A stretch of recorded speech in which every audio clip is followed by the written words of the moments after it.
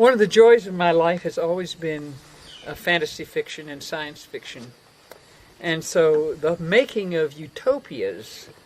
how you would really like for the world to be, has been something that's configured, has been configured in my imagination, almost all of my life. The Wanderground was almost 90% channeled. And by that I mean it had come to me in short stories that I just suddenly wanted to write, and it was like automatic writing. This is certainly true up through the first half of the book, through the chapter called Diana and the Moon.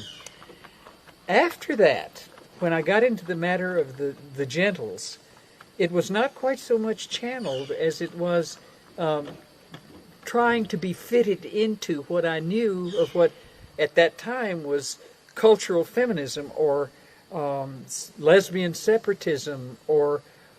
whatever it was that you wanted to call that part of the new women's movement that talked about women taking the power into their own hands by going back to the land and finding their psychic powers, and somehow that wonderful feeling of if we all breathe together, inhale together, and then exhale together, we can just blow the patriarchy and capitalism away. We can just blow it away because we are women and we are magic and we believe in woman love, and we're taking the environmental questions that we have seriously, and we're going to live the way that we really think women and the world ought to live. And that was what came to me in the Wanderground and what those first chapters were about. When I got to about the middle of the book and had to deal with the gentles, or the men, it became a little bit of a different matter, because the chapter called meeting the gentles, I kept wanting to make it my way, according to my lesbian separatism and according to my beliefs about what man ought to be, and it was a very conscious effort to write that chapter, and it never ever came until I was able to sort of ease up on the matter of my trying to put my interpretation on what I thought gay men, particularly gay men, but all men, good men, would do. And when I gave that up, the ending came, and the ending was simply, the jury is still out. That meeting took place in a courtroom, and the jury was still out. We don't know what the men are going to do, but we at least give them the chance or the possibility that they may have some of the powers or equal powers to women, and that they may be doing something equally important as to what women are doing, and in addition to what women are doing. So there was no conclusion that I really came to about the gentles. And then the rest of the book sort of flowed in the same fashion from that chapter, and from almost a kind of a channeled place. I say it was channeled because there's not much that's changed. I don't think there's a single word in the Wanderground that has been changed since it was written, since it was first written down. And so when we got it published, it had become then the full vision of what I felt was the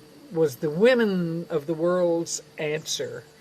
to how we should deal with violence, and that was it. When 10, 15 years later I began to think about what world I would really like to have, and more than that, how it might differ from, or how it might differ from the Wanderground, or how the Wanderground philosophy, ideas, virtues, values might play into that,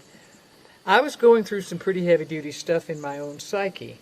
And so the book that emerged from that, or the two books, the Concho and the Magister, or what was originally called Little Blue, came from a place that, did not have that mythic quality to it overall,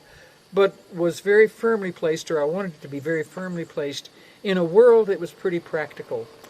And the thing that I was going through in my own mind was the conflict between myself as a good materialist who just believes everything, a socialist, the communist, the Mao Zedong in particular was very attractive to me, and I'd been doing my Marxism studies and so forth, and I really did really was pretty much a materialist and thought that, where do ideas come from?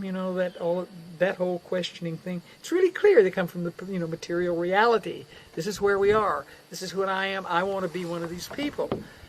And at the same time, I was still having dreams like from the Wanderground, So I was experiencing inside myself a real schizophrenia, which emerged in the book into Jezebel, who was the witch, and Zood, who was the magister, or one of the three most powerful women on the planet, who was the head of, or one of the three heads of the Concho Boo, of the very practical nature of what it means to have a police force that is worldwide, full of virtue about how to handle violence, and is all women. Okay? Mm-hmm. And that idea was then fired itself into the whole vision of Zood's world and the problems that she had facing the issues having to do with violence, and Jezebel's world, where there is still a whole subculture of women who don't believe much, who still believe that the police are nothing but a part of the old patriarchy, Mm-hmm. They don't want anything to do with rules and regulations. They're still very much in tune with the earth and with the ways in which women's bodies works and the way in which lesbians, relate to each other. It's a whole different world, and it was a world that was right smack down the middle in me that I was trying to resolve. And the truth of Little Blue, with its very practical materialist side and its very still Wanderground type side that was represented in Jezebel in opposition to Zood's world, that whole thing then became a book or a reality that I found, in which I found the answer, at least in myself, to what it is that I do believe, and how those two worlds can both be lived, and how Jezebel and Zood can indeed be lovers, and can indeed be coexistent in a world that in the Wanderground was not a presupposition at all.